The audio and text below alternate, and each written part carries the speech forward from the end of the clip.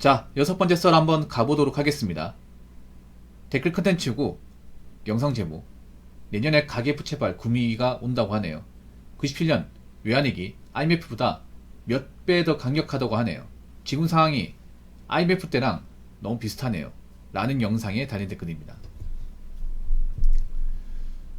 가계부채발 금위기, 저게 무슨 말이겠어요? 가계부채가 뭡니까? 쉽게 말해 여러분 집에 있는 빚이에요. 빚. 여러분 가정에 있는 빚. 우리나라가 지금 문제가 뭐냐 하면 다른 것보다 이 가계부채가 너무 많고 점점 증가하고 있습니다. 그러니까 쉽게 말해 집집마다 빚는 사람들이 많고 이 빚이 굉장히 크다는 거예요. 그리고 계속 이 빚이 증가하고 있고, 우리나라의 가계부채 상당수는 다 뭡니까? 집을 살면서 대출받은 거죠. 근데 빚이 증가한다는 건 뭐예요?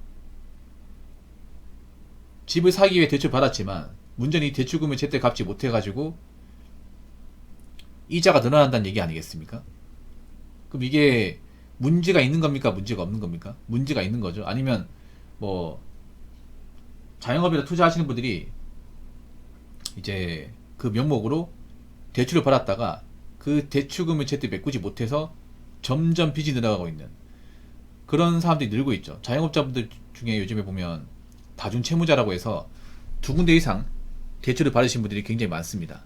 근데 문제는 그분들이 요즘에 자영업이 잘 안 되다 보니까 은행에서 이제 대출받은 돈을 갚기 힘들어요. 그래서 자영업자 관련 부채도 꾸준히 증가하고 있습니다. 그럼 나중에 이 부채가 관련 문제가 될까요? 문제가 안 될까요? 당연히 문제가 되겠죠. 쉽게 말이 뭐냐 하면 지금 대한민국에 빚이 진 사람들이 많은데 문제는 이 빚을 제대로 못 갚은 사람들이 굉장히 많다는 거죠. 아니 자기가 빚이 졌으면 갚아야 되는 건 당연한 거 아닙니까? 근데 점점 못 갚고 이제 채무액이 늘어나는데 이게 당연히 가만 놔두면 문제가 생기겠죠.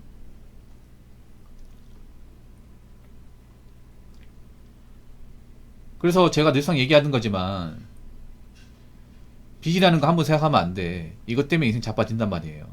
우리나라가 문제가 뭐냐면 지금 많은 사람들이 이 대출에 대해서 상당히 둔감합니다. 살다 보면 대출 받을 수 있는 거고 못 갚을 수도 있는 거지. 못 갚으면 뭐 회생 받으면 그만이고, 회생 안 되면 뭐 파산하지 뭐. 이렇게 뭔가 쉽게 생각합니다. 그러다 보니까 당장 써야 될 현금은 없고 대출만 있는 분들 많아지고 있어요. 그리고 지금 대한민국의 문제가 뭐냐면 지금 우리나라 이제 순자산이죠. 순자산, 알맹이 자산. 이 순자산의 절대 지분이 뭐냐면 부동산이에요. 부동산. 그러니까 뭐 사람들이 재산 가지고 있어도 그 재산 대부분이 집 말고는 없다는 겁니다. 네, 고맙습니다. 현금이 있긴 하지만 그 현금이 많지 않아 가지고 지금 금전적으로 쪼들린 분들이 많아요. 그래서 사람들이 이제 지금 소비가 위축되고 있습니다. 소비가 위축된다는 건 뭐예요? 점점 돈을 안 쓴다는 거죠. 돈을 안 쓰다 보니까 시중에 어떤 자영업자나 이제 소상공인 분들은 힘들 수밖에 없어요. 왜냐? 사람들이 돈을 안 쓰니까. 여러분 요즘에 길거리 가다 보면 사람들이 돈을 안 쓴다는 게 쉽게 느껴집니다. 어떻게 느껴지냐면 사람들이 이제 뭐 쇼핑몰이나 마트에 가면 빈손으로 나왔다가 나올 때는 그 빈손으로 들어갔다가 나올 때는 뭔가 사들고 나와야 돼요. 근데 빈손으로 들어갔다가 빈손으로 나와요. 쉽게 말해 뭐냐 하면 건물에 들어가서 그냥 구경만 하고 나온다는 거예요. 그런 사람이 꽤 많아진 거예요, 이게. 아니 예전 같으면 5개 정도 이제 구매할 거를 한 2개, 3개로 끝낸다는 거.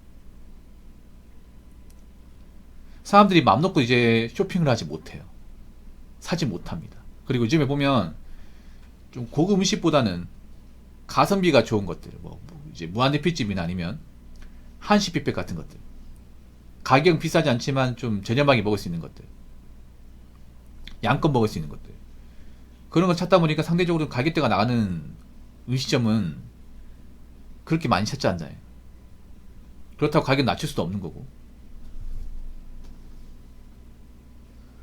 그러다 보니까 지금 자영업자분들은 빚 갚기 점점 힘들어지죠. 대부분 자영업자분들이 빚쟁이입니다. 빚쟁이. 보통 자영업 창업할 때 대출 안 받고 창업하는 분들이 없어요. 근데 앞으로 사람들이 돈을 더 안 쓸 것 같아요. 제가 봤을 때는. 그만큼 현금 자산이 얼마 없습니다. 일단 올해 가봐야 알 수 있겠지만 내년부터는 정말 사람들이 지금보다 돈을 더 안 쓸 거예요. 지금보다. 지금 뭐 기업에서 사람 내보내고 있고 이제 고용 불안이라는 감정 느끼는 사람도 많고 신규청도 잘 안 하다 보니까 좋은 일자리 들어가기 힘들고 좋은 일자리 못 들어가니까 뭐 쿠팡 같이 좀 임금이 작은 뭐 그런 일자리밖에 없잖아요. 쿠팡이 뭐 아무리 일한다고 하더라도 큰 돈을 벌 수 있는 것은 절대 아니지 않습니까? 요즘 알바 구하기도 힘들고 그러다 보니까 당장 나가는 돈을 감당하기 힘든 사람도 많아지고 있고 그러다 보니까 이제 내년부터는 좀 아껴 쓰자, 적게 쓰자, 낭비하지 말자, 절약하자, 아마 이런 움직임이 나올 거라 생각합니다. 예. 그리고 지금 이것저것 대비가 안 된 분들, 재정적으로 넉넉하지 못한 분들은 올해 겨울이 정말 힘들 거라 생각을 합니다. 올해 난방비도 작년 대비 굉장히 오를 거라 생각을 해요. 겨울에 난방을 안 틀 수가 없지 않습니까? 추워도 가스보일러 틀어야 되고 뜨거우면 식어야 되잖아요. 근데 그런 게 다 돈이죠, 돈.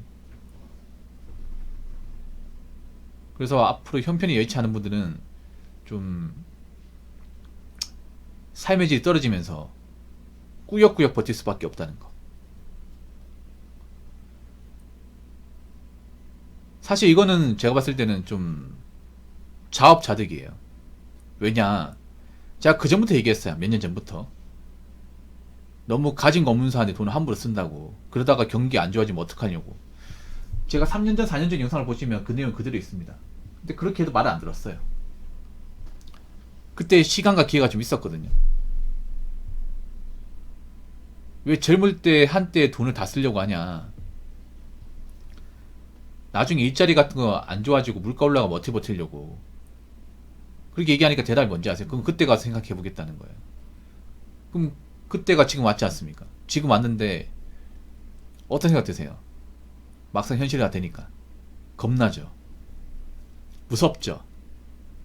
그러게 오래전부터 준비를 하고 있었어야죠. 그래서 지금 미리 준비가 된 사람, 되지 않은 사람은 앞으로 이제 이 갭 차이가 점점 벌어지는 겁니다. 안타깝지만 준비가 된 쪽보다 준비가 안 된 쪽이 더 많아요.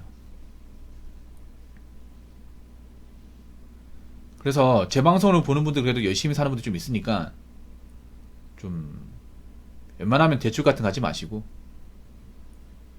좀 아껴 쓰는 연습을 하세요. 아껴 쓰는 연습을 좀 덜 사 먹고 배달을 덜 시켜 먹고 그렇게 좀 없이 사는 연습을 좀 미리 해놔야 나중에 경기가 안 좋아졌을 경우에 대처하기가 수월합니다. 아시겠죠? 자, 댓글 한번 읽어보도록 하겠습니다. 맞아요. 덜 시켜 먹는 것도 있고 요즘 자전거나 신규로 배달 라이더가 너무 많아져서 적어진 콜에 라이더 공급이 많아지니 레드오션화 돼버렸습니다.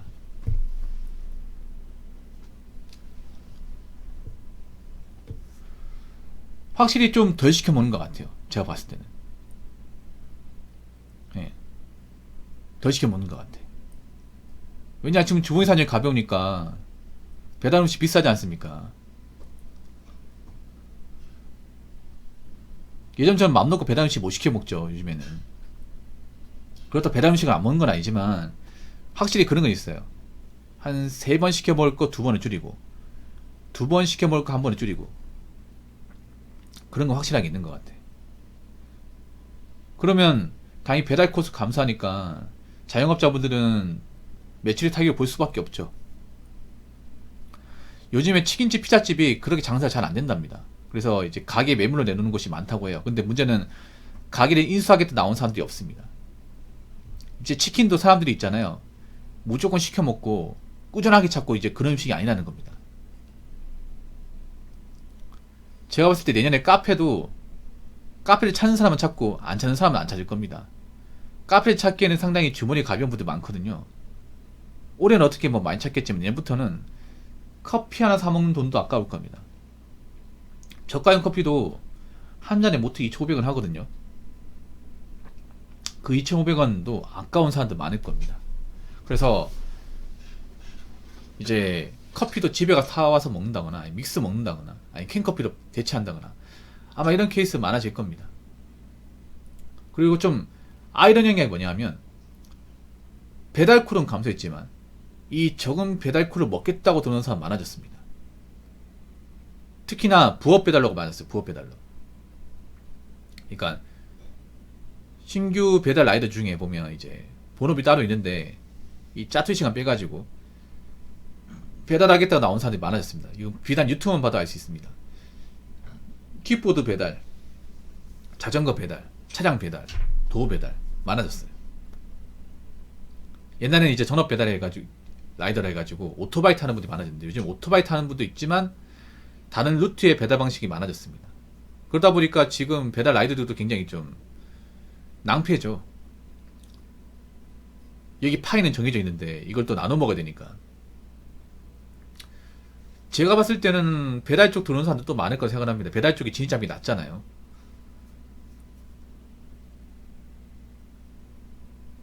그래서 앞으로 배달 쪽에서 큰 돈을 버는 사람도 있겠지만 그렇게는 많지 않을 것 같습니다. 네. 그렇게 많지 않을 거예요. 이제 뭐 배달 어디 가서 큰 돈 번다 얘기도 못 할 겁니다. 이제 그만큼 지금 대한민국 경기가 안 좋습니다. 많이 안 좋아요. 요즘 대리운전도 잘 안 된다고 하잖아요.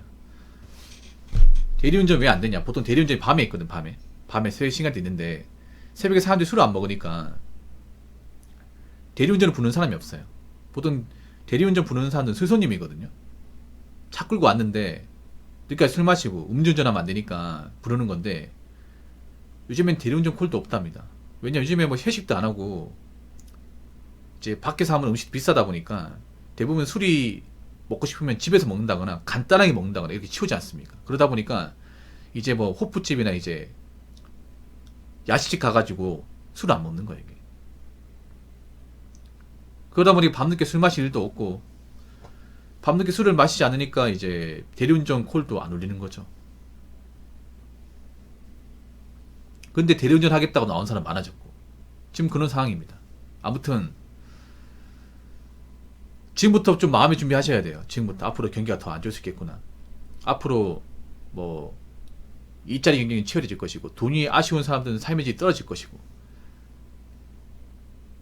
빚이 있는 사람들은 점점 갚기 힘들어질 것이고 이렇다 할 준비가 안 된 사람들은 점점 지난 세월 열심히 사지 않은 나날들을 후회하게 될 것이고 아마 그런 식으로 대한민국이 흘러가지 않을까 싶습니다. 아무튼 여러분들은 경제가 안 좋아지더라도 잘 버틸 수 있도록 각자 만반의 준비 잘 하시고 열심히 사시기 바라겠습니다. 자, 이상으로 6번째 썰 마치도록 하겠습니다.